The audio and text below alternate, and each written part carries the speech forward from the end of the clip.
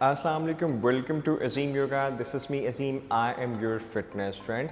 तो आज हम बात करने जा रहे हैं 3 अमेजिंग जो है ब्रीदिंग प्राणायाम योगा के, जो आपकी इम्यूनिटी को बूस्ट करते हैं, आपके दिफाई सेल्स को इतना स्ट्रांग बनाते हैं कि आपको किसी किस्म के इन्फेक्शन हो, वायरसेस हो, किसी किस्म की डिसीज़ हो, वो आपको अटैक ना कर पाएँ। ठीक है, आपके दिफाई सेल्स हमारे जो है वो स्ट्रांग होने चाहिए। तो बहुत सारे दोस्त हैं, उन्होंने मुझे रिक्वेस्ट की है, आजकल इस तरह वायरस भी है, कोरोना वायरस की वजह से बहुत ज़्यादा लोग परेशान हैं, तो किस तरह से हमें अपनी जो है वो इम्यूनिटी को बूस्ट करना चाहिए। तो सबसे पहले मैं आपको बताना चाहूँगा, हर तरफ से जो है ना वो इन्फॉर्मेशन बहुत ज़्यादा आ रही है और बहुत ज़्यादा टोटके बताए जा रहे हैं। तो मैं आपको रिकमेंड करना चाहूँगा, आप WHO की जो रिसर्च है उनकी डिटेल्स हैं और जो हेल्थ मिनिस्ट्री हमारी पाकिस्तान की, उसकी जो डिटेल्स हैं, हमें वो जो है ना उस पर अमल करना चाहिए। इसमें उन्होंने कहा है कि हमें हाथों को सैनिटाइज़ करना चाहिए, फिर हमें मास्क यूज़ करना चाहिए, बहुत ज़्यादा हजूम में हम लोग जो है वो ज़्यादा ना जाएं, विटामिन C को यूज़ करें, बनाना जिसमें पोटेशियम होती है वो यूज़ करें। तो इससे क्या होगा, हमारा इम्यूनिटी बेहतर होगी और हमें वायरसेस जो है वो अटैक नहीं कर सकेंगे। अब हम बात करते हैं योगा की, कि योगा किस तरह से हेल्पफुल हो सकता है।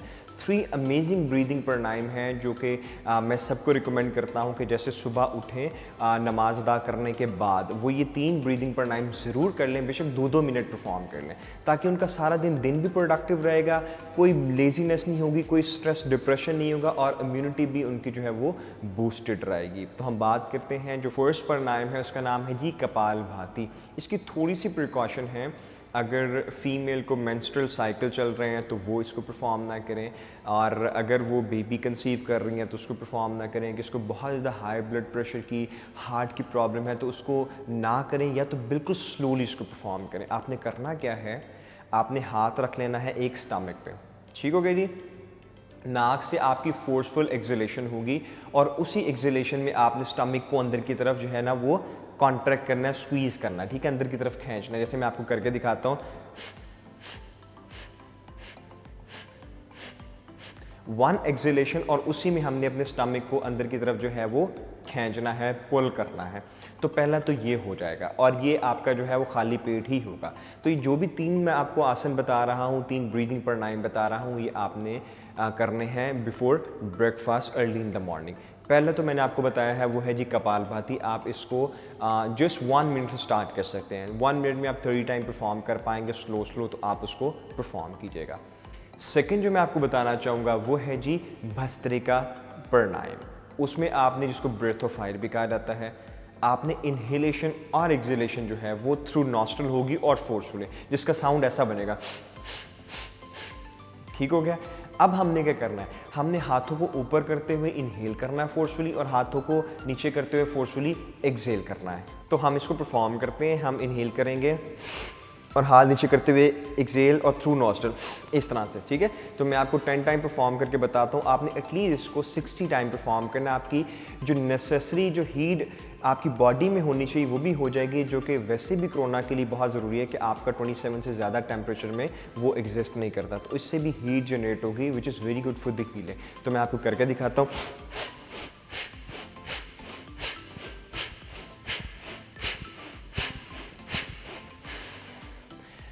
And get relaxed. After every breathing pranayam, you need to do some sort of abdominal breathing. आपने inhale करना है नाक से, inhale करते हुए स्टमक बाहर की तरफ आएगा, exhale करना है,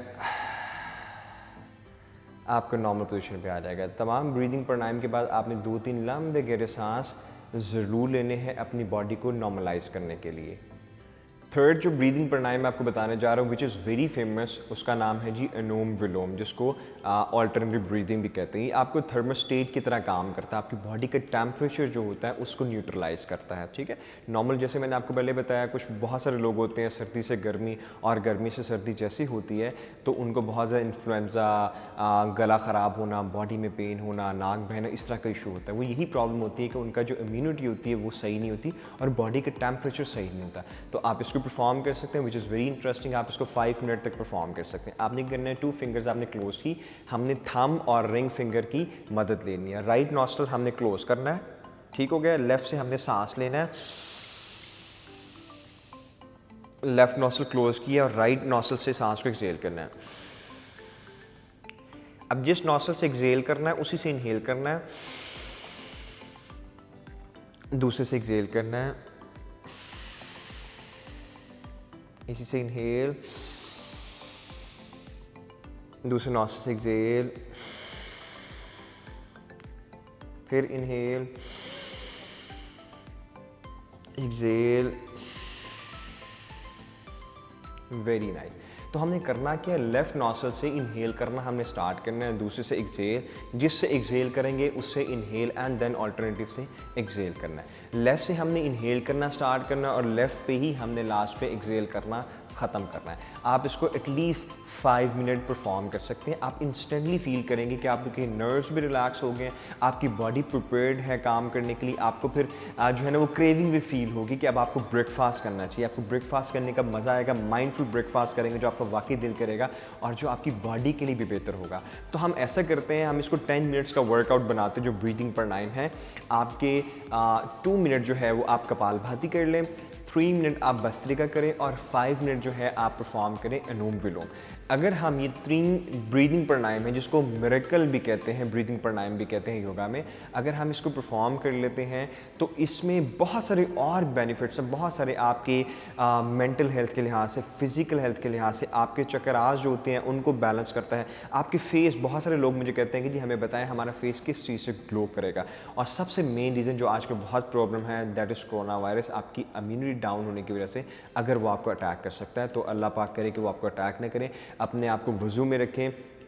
एक डॉक्टर का मैं सुन रहा था तो उन्होंने बताया कि जी आप 5 वक्त वज़ू करें। उसमें भी यही हिकमत है कि हम वज़ू करते हैं, जो जो हमारी बॉडी विजिबल होती है, जहाँ जहाँ इन्फेक्शन आ सकता है हम उसको धो लेते हैं।